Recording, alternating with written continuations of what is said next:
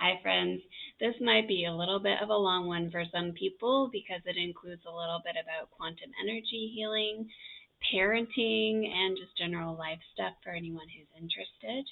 So, and I think there's an F bomb in here somewhere, probably coming. I feel it coming, so just a warning for any kiddos in the room.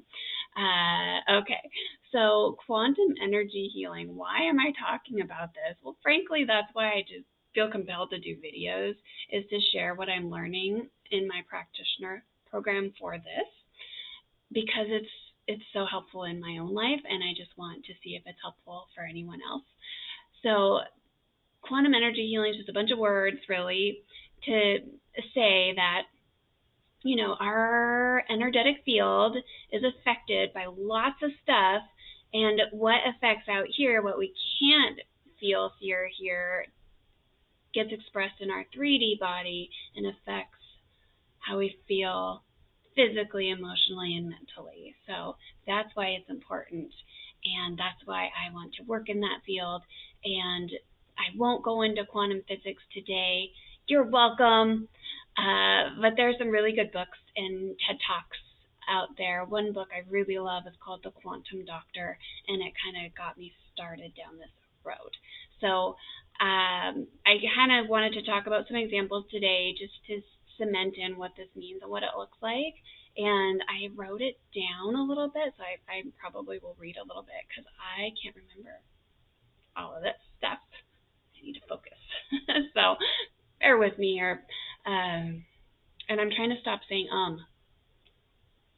like I need to put a quarter in a jar every time I say Okay. So I think I explained kind of what the work is. So basically our energetic fields get cracked up. Why? Because we're human. Shoot. But there's a lot we come across that creates distortions or issues or disruptions in our energy field. So think about how we're parented, our environments, our culture that we are raised in, some societal norms, things like that. There's tons out there. And what is important about clearing it out is releasing the things that will show up in our body, minds, or feelings about that. For example, illness, repetitive injuries, depression, anxiety, that can all stem from these distortions and disruptions. So clearing it out sounds pretty good to me. And I can tell you I like how it feels. As I've done this work, I've managed to, it's helped me come into what is just our natural alignment and to work from a grounded, centered soul place, which is really nice. So I'm sharing this. So to get there, we track into the energetics, basically. So we're looking for sources of, of illness, of emotional issues, triggers, and things like that, so that we can release them. So for me, it's a little bit like digging into deeper truths is kind of what we're doing, delayering false things and getting to deeper truths. And it feels for me a little bit like digging for gold. And then, when you find the gold of like a source or something that feels really true and important, it just really resonates. And you know that is something to work with that can create a shift or a change. So here we go again with the topic of my child and I trying to get out of the house in the morning, like on time.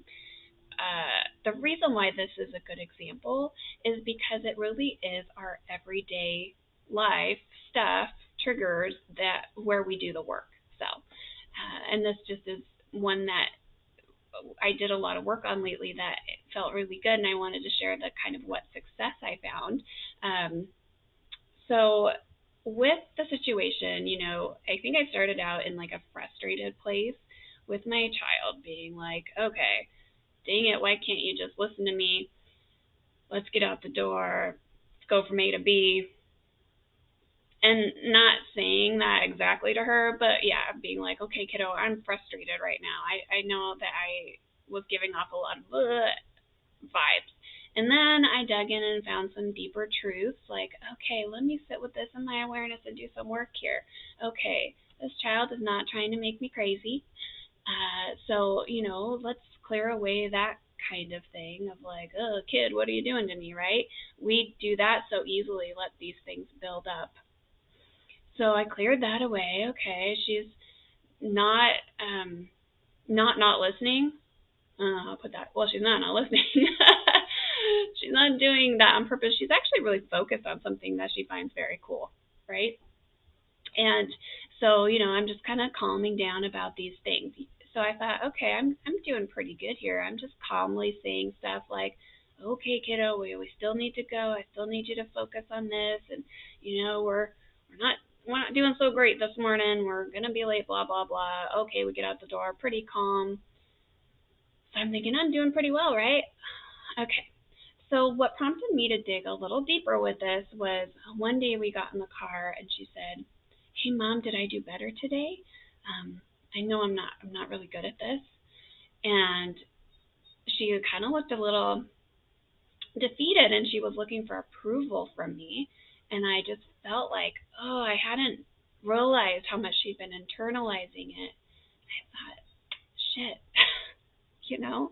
that's crapping up her energetic field, and we're not there yet. So I had to dig a little deeper, and what hit me was to get to a deeper truth, dig a little deeper. What hit me was the truth is for her to say, you do not have to do anything differently right now or ever to be loved. You don't have to be anyone other than who you are to be loved. That was gold. It's what she needed to hear. That is the truth. It's not a layer of truth. That is the truth. So what if I stopped everything, stopped rushing, even hold her in that moment, to give that moment the time and attention it deserves to let it sink in? Okay. So that is the gold. And that's what feels good. And that is a shared wellness moment. This is what we can do for ourselves and for each other.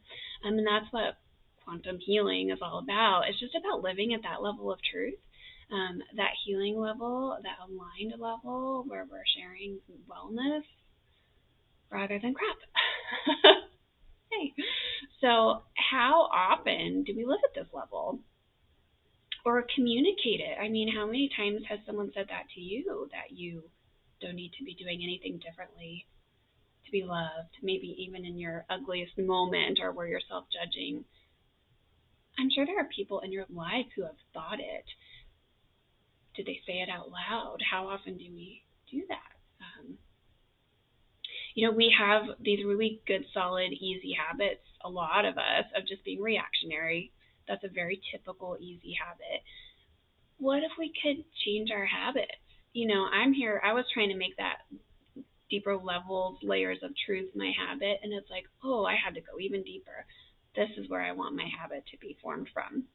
And what if we could all do that for each other and ourselves?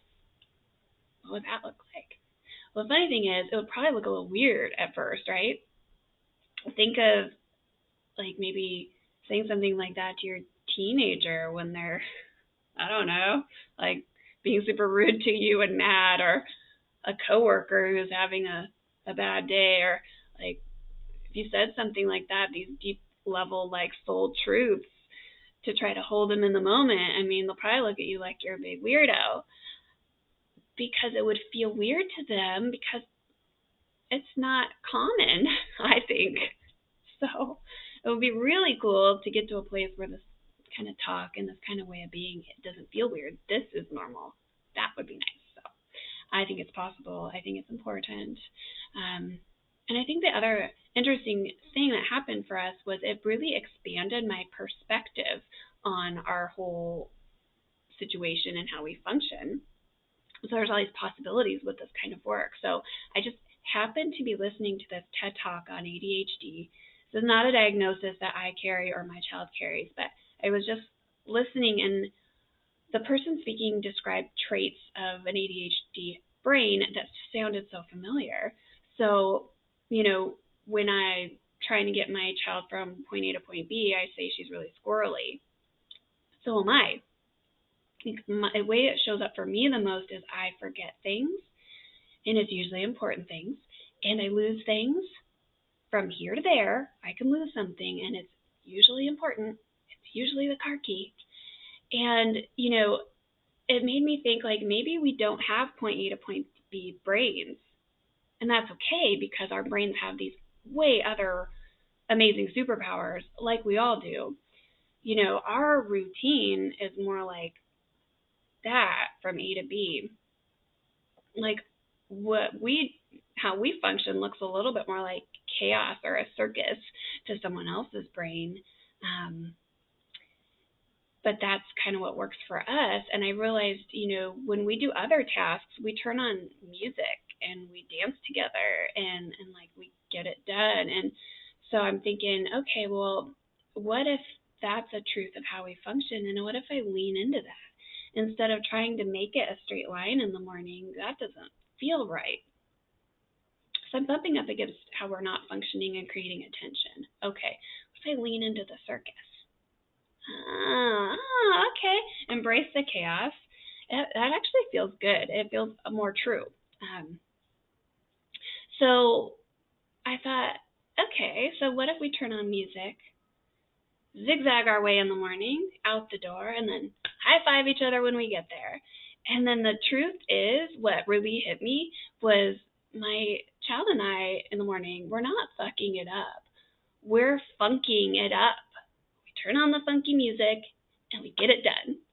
So I say that playfully because I want to keep this light and just say that there's, opening to possibilities by digging a little deeper with each other is a good thing.